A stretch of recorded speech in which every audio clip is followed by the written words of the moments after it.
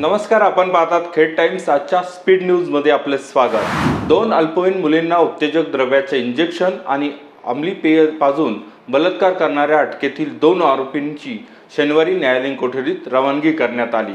आरोपींना राजगुरू येथील जिल्हा आणि अतिरिक्त सत्र न्यायालयात हजर करण्यात आलं होतं। मुलींना उत्तेजक द्रव्याचे इंजेक्शन देणाऱ्या आरोपीचा 4 दिवसांनंतरही खेड पोलिसांना शोध लागलेला नाही।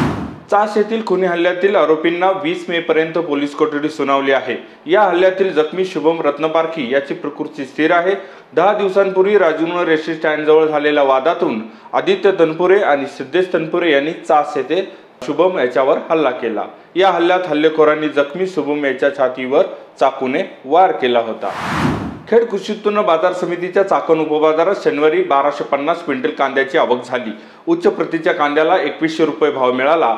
फळभाज्या, पालेभाज्या आणि जनावरांच्या बाजाराची दिवसभरात अंदाजे 5 कोटींची उलाढाल झाली, अशी माहिती बाजार समिती प्रशासनाने दिली आहे। नैऋत्य मोसमी वारे 31 मे पर्यंत केरळमध्ये दाखल होण्याचा अंदाज हवामान विभागाने वर्तवला आहे। तळ कोकणात 7 जून पर्यंत मान्सून दाखल होईल। त्यामुळे खेड तालुक्यातील पश्चिम पट्ट्यातील शेतीची उन्हाळी कामे अंतिम टप्प्यात आहेत। भात उत्पादक शेतकरी खाचरांचे बांध दुरुस्त करीत आहेत। भात रोपे तयार करण्यासाठी रान भाजणीच्या कामाला सध्या वेग आला आहे। आळंदी शहरातील धोकादायक आणि अनधिकृत होल्डिंगचे काम काढण्याचे काम युद्धपातळीवर सुरू आहे। आळंदी नगर परिषदेचे सीओ कैलास केंद्रे यांच्या आदेशानंतर प्रशासनाकडून धोकादायक होल्डिंग हटवण्याचे काम सुरू आहे। मुंबई येथील होल्डिंग दुर्घटनेच्या पार्श्वभूमीवर प्रशासकीय यंत्रणा सज्ज असल्याचं मुख्याधिकारी केंद्रे यांनी स्पष्ट केलं।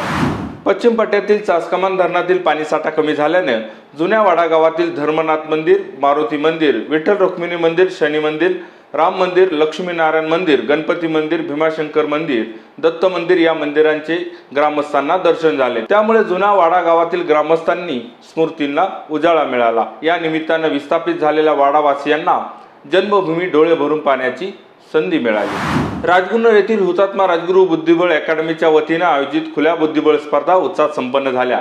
खुल्या गटात पाथर्डी येथील प्रज्वल आव्हाड यांनी प्रथम क्रमांक पटकावला। खेड तालुक्यात डॉक्टर ऋषिकेश ठोंबरे यांनी अव्वल स्थान पटकावलं।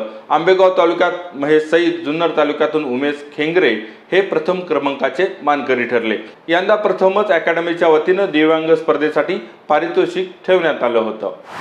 धर्मयुग छत्रपती संभाजी महाराज यांच्या जयंती दिनाचे औचित्य साधून टीम इंडिया ब्रेक ॲडव्हेंचर गिर्यारोहकांनी रायगड जिल्ह्यातील अष्टविनायक गणपतींपैकी एक असलेल्या पालीच्या बल्लाळेश्वर येथील सर्वांचे लक्ष वेधणारा सरसगडाच्या बालेकिल्ल्याची कूच करीत राष्ट्रध्वज फडकावत शंभूराजांना वंदन केले। आजच्या रिपोर्टमध्ये वेळ झाली इथं थांबण्याची। पुन्हा भेटू पुढील बातमीपत्रात। धन्यवाद।